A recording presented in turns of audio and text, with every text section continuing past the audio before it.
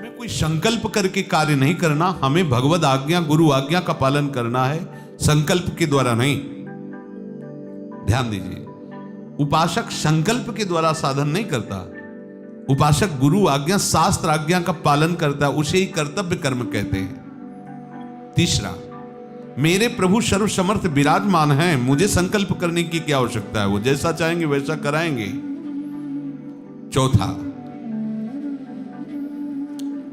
उपासक को विचार करना चाहिए कि हमने पहले न जाने कितने हजारों सैकड़ों संकल्प किए, उसे हुआ क्या है, कुछ हुआ है क्या? आगे के लिए हम संकल्प करें, कुछ कर पाएंगे क्या? अगला सेकंड है भी कि नहीं हमें पता नहीं, क्या संकल्प। तो हमें वर्तमान का चिंतन बर्बाद नहीं करना। प्रभु अभी हमारे हैं, पहले भी हमारे थे, आगे भी हमारे रहेंगे, उनके लिए संकल्प करने की जरूरत नहीं है। जो अपने हैं उनकी प्राप्ति के लिए संकल्प की जरूरत नहीं, चिंतन की जरूरत है, चिंतन की जरूरत है। जो अपने हैं उनका चिंतन करो। तो पीछे के संकल्प के लिए, आगे के संकल्प के लिए हम समय बर्बाद क्यों करें? वर्तमान में हम प्रभु का चिंतन कर रहे हैं, यही हमारा भगवत प्राप्ति का स्वरूप है।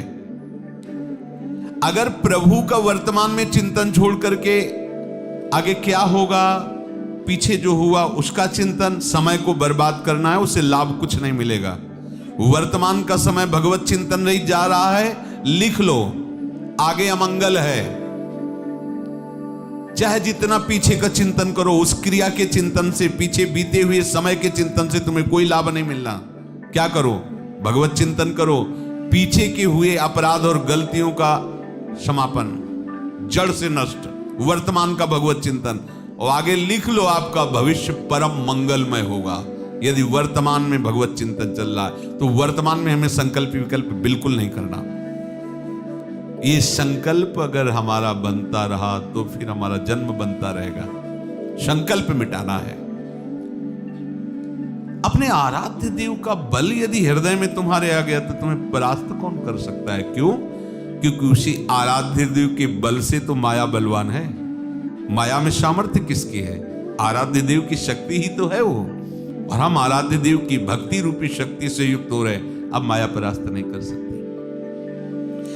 इंद्रियों के भोगों में जो इच्छा पूर्ति की, सुख लेने की भावना है, यही हमें बांधती है।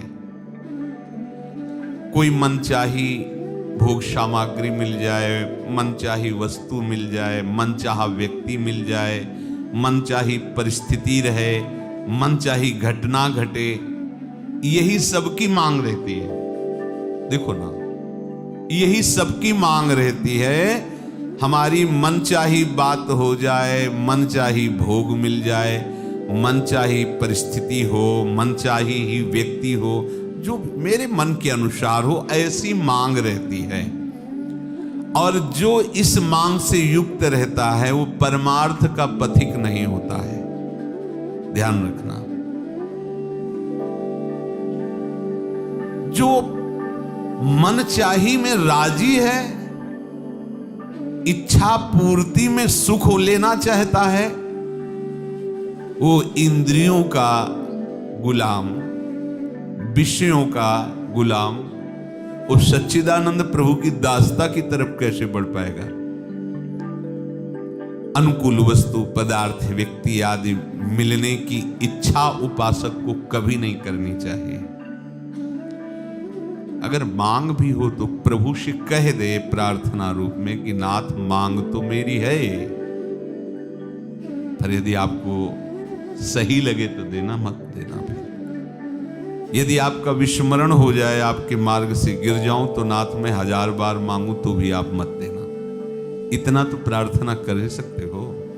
मांगो, प्रभु से मांगो, मांग के साथ ही प्रार्थना कर दो कि प्रभु मुझे पता नहीं जो मैं मांग रहा हूं मेरा मंगल होगा कि अमंगल होगा, पर आप जानते हो।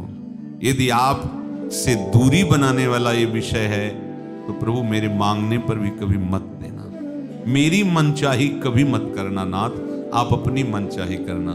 इतना तो स्वीकार कर लो, पहली बात तो मांगना ही नहीं, क्योंकि वो सर्वज्ञ है। पर यदि मांगने का स्वभाव है तो प्रभु से ही केवल मांगो, साथ में ये प्रार्थना जरूर कर दो कि नाथ मेरी मनचाही ना हो, आपकी मनचाही हो।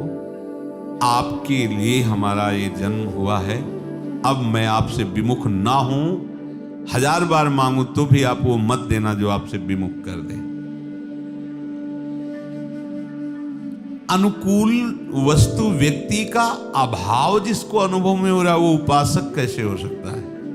ध्यान देना, एक एक शब्द बहुत ही आवश्यक है अपने हृदय में रखना। हमारे तो प्रभु के नाम रूप लीला धाम की रसास्वादन की वृत्ति आई, तभी तो हम उपासक कहलाए। अनुकूल वस्तु व्यक्ति स्थान की यदि चाह है तो उपासना किसकी है? संसार की या संसार के स्वामी की? देखो ना, हम कहलाते हैं प्रभु के दास, पर हमें इंद्रियों के दास, भोगों के दास, अनुकूलता के दास, मन के दास। हम कहां प्रभु के दास हैं? अंदर से देखिए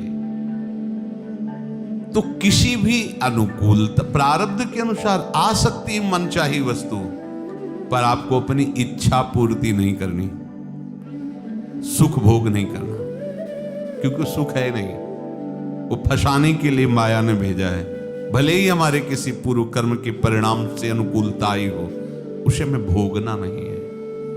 आई हुई अनुकूलता को भगवत सेवा में समर्पित कर देना है।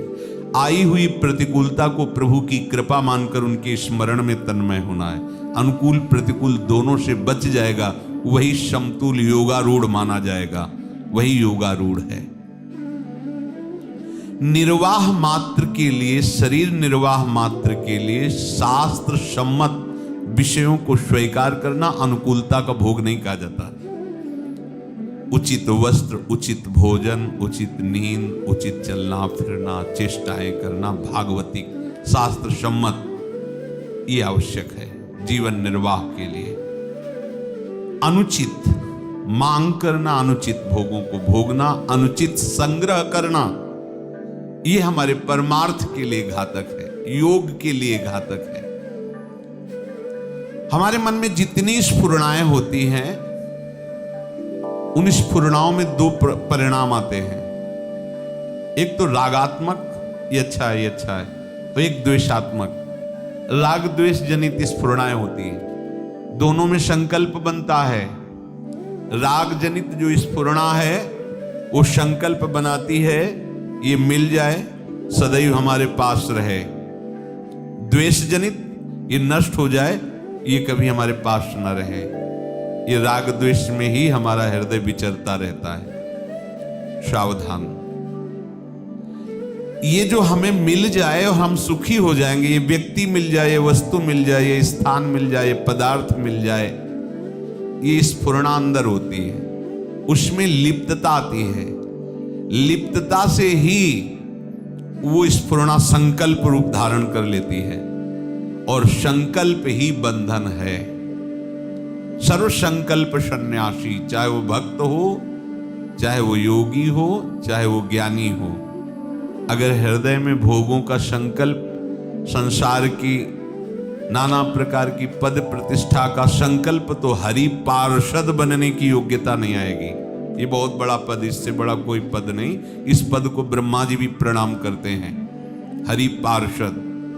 फिर प्रिया चरणारविंद की आसक्ति से युक्त होकर प्रिया सखी, ये तो न देवैर ब्रह्मादेर न खलु हरि भक्तैर न सुहृदा दिभिरी अद्वै राधा मधुपति रास्यम सुविदितम तयोर दासी भूत्वा।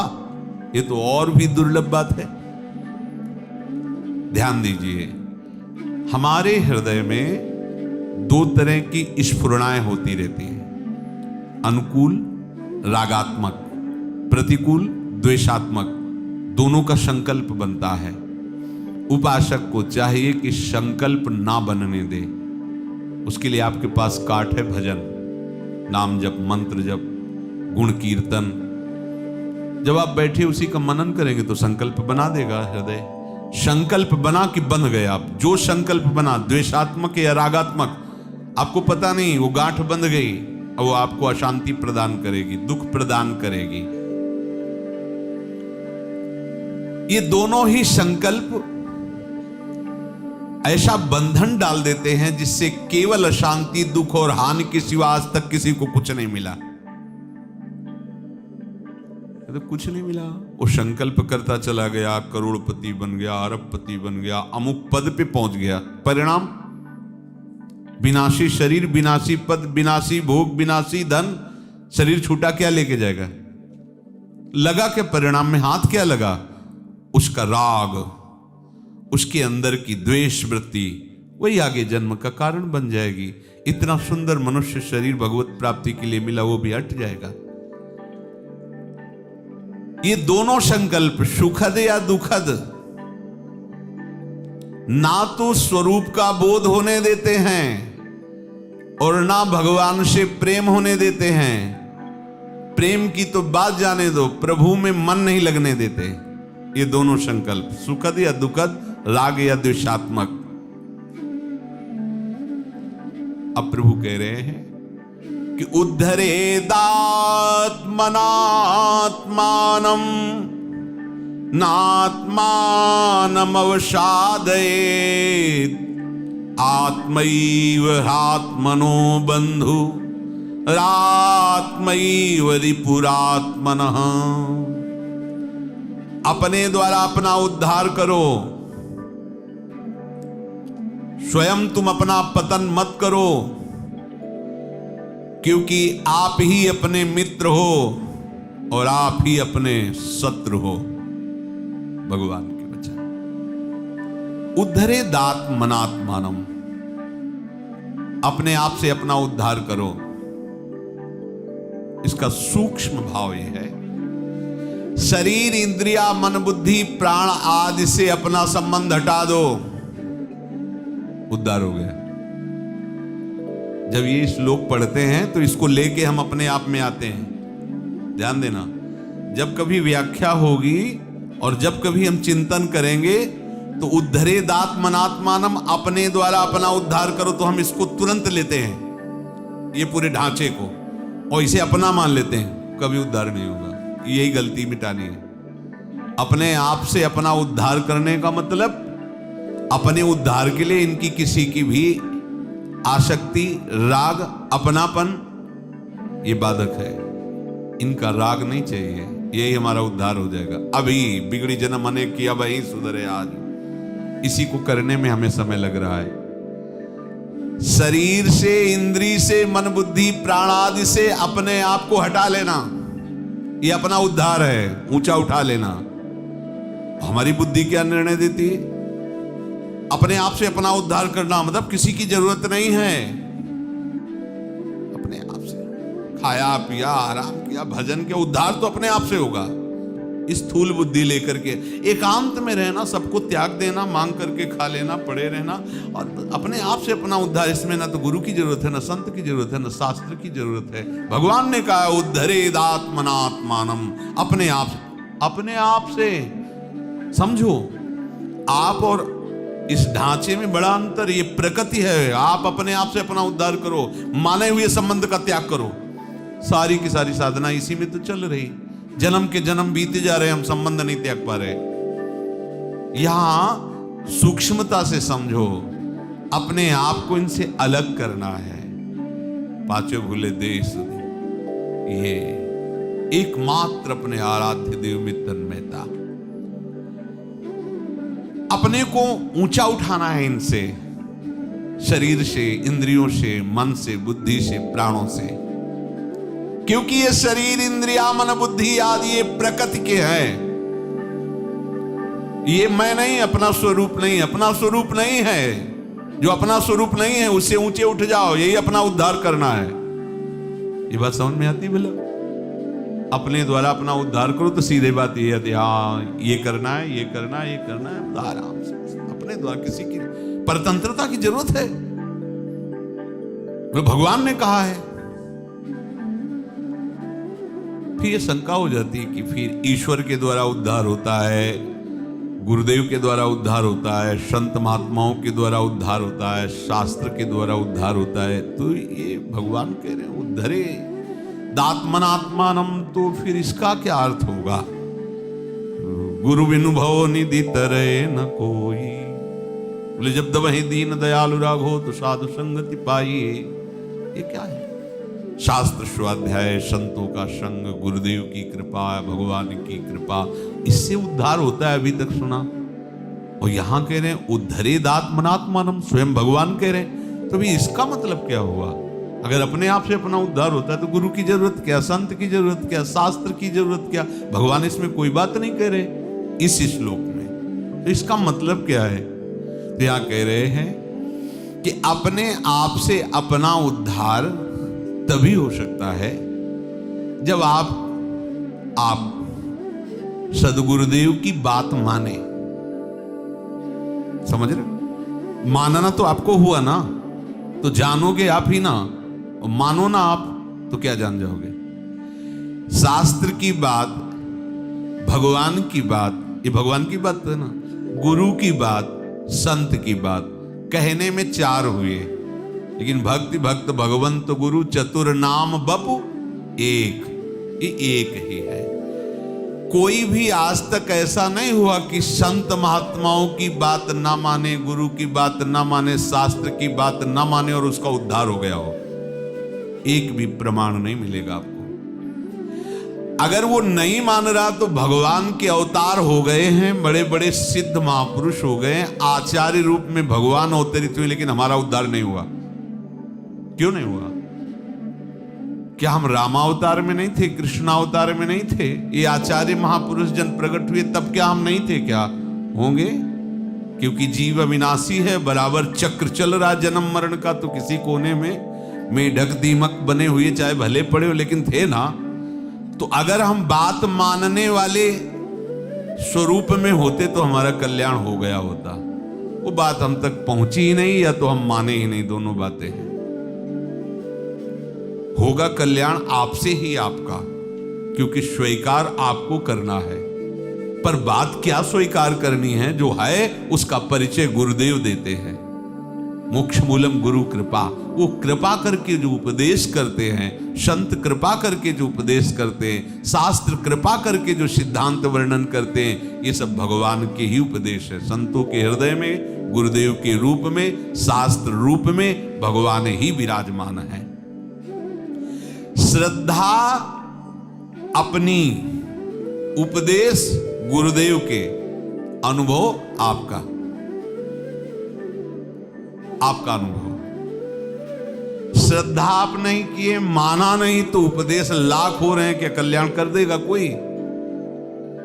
अगर ना मानने से संत जन कल्याण कर देते तो अब तक कोई विषयों में फंसा ही नहीं होता। संतों का ऐसा मृदुल स्वभाव होता है कि वो अपनी तरफ से सबका कल्याण कर देते।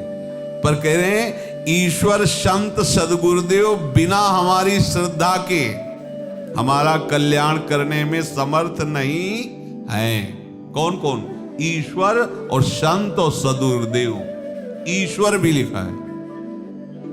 हमारी श्रद्धा और हमारा मानना, ये हमारा कल्याण करेगा। अगर हम सदगुरुदेव की बात ना माने, संत की बात ना माने, भगवान की बात ना माने, तो हमारा कल्याण नहीं होगा। तो इसमें मुख्य कल्याण करने वाला कौन हुआ? आप यदि अपना कल्याण ना करें तो आपका कोई भी कल्याण नहीं कर सकता। इसीलिए भगवान कह रहे उद्धरेदात्मनात्मानम, आप अपने द्वारा अपना